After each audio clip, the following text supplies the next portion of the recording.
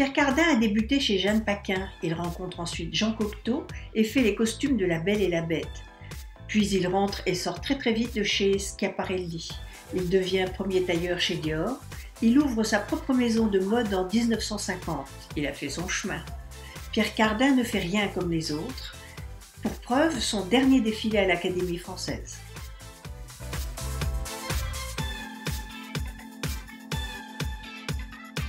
Non, ce qui est quand même merveilleux, c'est d'arriver avec un métier au début, une aiguille, un fil, d'arriver à ce degré-là.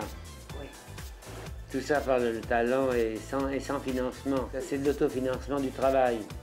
C'est ça qui est assez extraordinaire. Ce n'est pas les banques qui m'ont donné de l'argent pour travailler, c'est moi qui ai plutôt aidé les banques en leur donnant le 1% sur ce que je m'en vends. Pierre Cardin a son fan club. D'abord, vous avez vu mon costume de l'Académie. Et je dis toujours d'une façon un peu grossière pour les autres dames, qu'il a fait le plus beau de tous les costumes. C'est le plus réussi. Et je possède un certain nombre de vêtements qui viennent de chez lui, notamment celui que j'ai sur moi. Et je suis là pour, je dirais, pour saluer cet homme, ce créateur qui est fantastique. Je lui souhaite de continuer longtemps.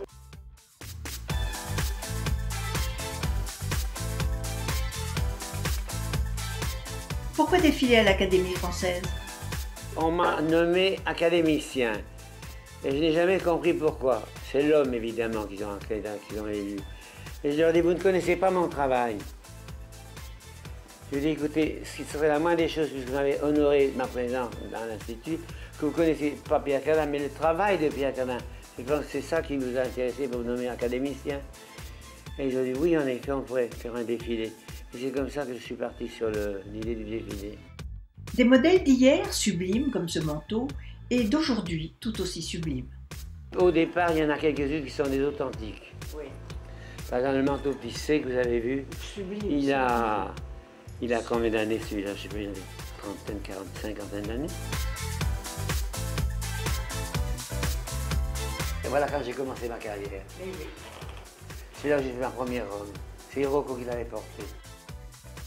Je ne copie jamais un 18e, je ne connais jamais un volume 1900.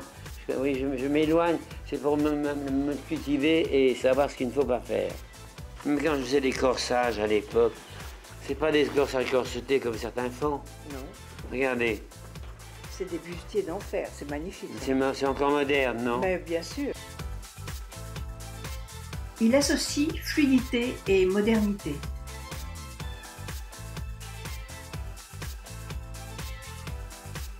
Je trouve que le corps d'une femme doit glisser sur un corps, et jamais serré. La robe, si la robe est serrée, elle grossit. Il faut qu'elle soit qu'il y ait un peu d'espace, un peu d'air conditionné autour du corps. Ça mincit la femme et la robe est plus en valeur.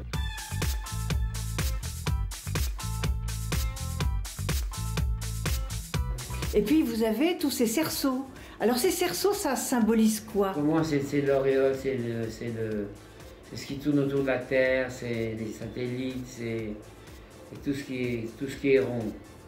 Quelqu'un qui est hors des modes, hors des courants, hors des lignes, hors des volumes, hors de tout ce qu'on peut imaginer. C'est l'homme qui a son propre langage et sa propre façon de découper, sa propre façon de coudre, sa propre façon dans d'autres domaines, d'envisager l'espace, dans des domaines musicaux, il voit les choses différemment, il voit tout avec un œil différent. Et c'est pour ça que j'ai beaucoup d'admiration.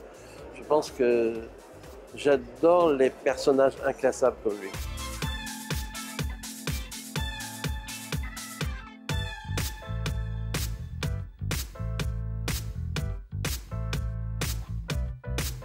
Il y a une espèce de curiosité tous azimuts qui fait que c'est un esprit vraiment, c'est l'esprit d'un artiste, d'un créateur, mais qui a su rester curieux de tout.